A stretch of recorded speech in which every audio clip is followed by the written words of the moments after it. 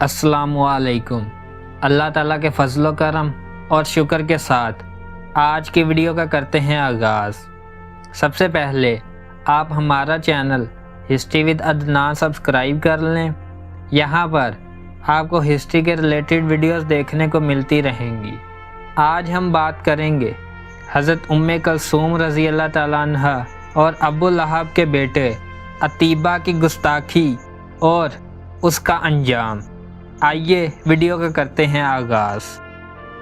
حضرت ام کلثوم رضی اللہ تعالیٰ عنہ حضرت محمد صلی اللہ علیہ وآلہ وسلم کی ساتھ زادی ہیں۔ یہ پہلے ابو لہب کے بیٹے عتیبہ کے نکاح میں تھیں، لیکن ابو لہب کے مجبور کر دینے سے بد نصیب عتیبہ نے ان کو رخصتی سے قبل ہی طلاق دے دی، اور اس ظالم نے بارگاہ نبوت میں انتہائی گستاخی بھی کی، یہاں تک کہ بد زبانی کرتے ہوئے حضور رحمت للعالمین صلی اللہ علیہ وآلہ وسلم پر جھپٹ پڑا اور آپ کے مقدس پیراہن کو پھاڑ ڈالا، اور اس گستاخ کی بے ادبی سے آپ کے قلب نازک پر انتہائی رنج و صدمہ گزرا، اور جوش غم میں آپ کی زبان مبارک سے یہ الفاظ نکل پڑے کہ یا اللہ اپنے کتوں میں سے کسی کتے کو اس پر مسلط فرما دے۔ اس دعائے نبوی کا یہ اثر ہوا کہ ابو لہب اور عتیبہ دونوں تجارت کے لیے ایک قافلے کے ساتھ ملک شام گئے اور مقام زرقہ میں ایک راہب کے پاس رات میں ٹھہرے۔ راہب نے قافلہ والوں کو بتایا کہ یہاں درندے بہت ہیں، آپ لوگ ذرا ہوشیار ہو کر سوئیں۔ یہ سن کر ابو لہب نے قافلے والوں سے کہا کہ اے لوگو،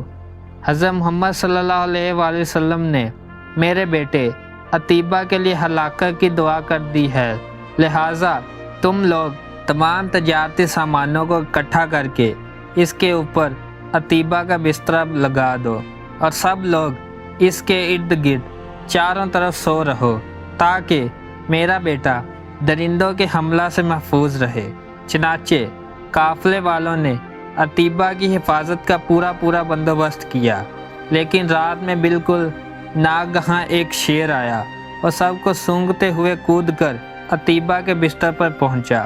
اور اس کے سر کو چبا ڈالا۔ لوگوں نے ہر چند شیر کو تلاش کیا، مگر کچھ بھی پتہ نہیں چل سکا کہ یہ شیر کہاں سے آیا تھا اور کدھر چلا گیا۔ خدا کی شان دیکھیے کہ ابو لہب کے دونوں بیٹوں عتبہ اور عتیبہ نے حضور صلی اللہ علیہ وآلہ وسلم کی دونوں شہزادیوں کو اپنے باپ کے مجبور کرنے سے طلاق دے دی، مگر عتبہ نے کیونکہ بارگاہ نبوت میں کوئی گستاخی اور بے ادبی نہیں کی تھی، اس لیے وہ قہر الہی میں مبتلا نہیں ہوا، بلکہ فتح مکہ کے دن اس نے اور اس کے ایک دوسرے بھائی معتب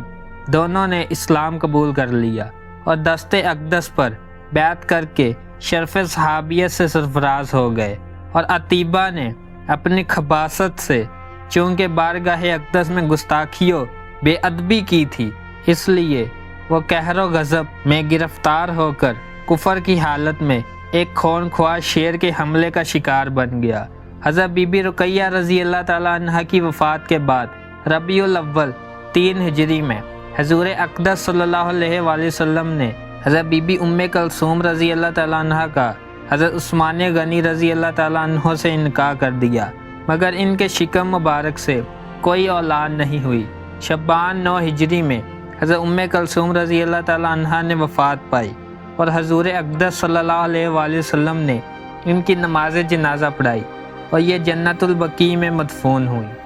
اگر آپ کو ہماری ویڈیو پسند آئی ہے تو لائک، شیئر اینڈ سبسکرائب کریں۔ آج کی ویڈیو کا کرتے ہیں اختتام۔ اللہ حافظ۔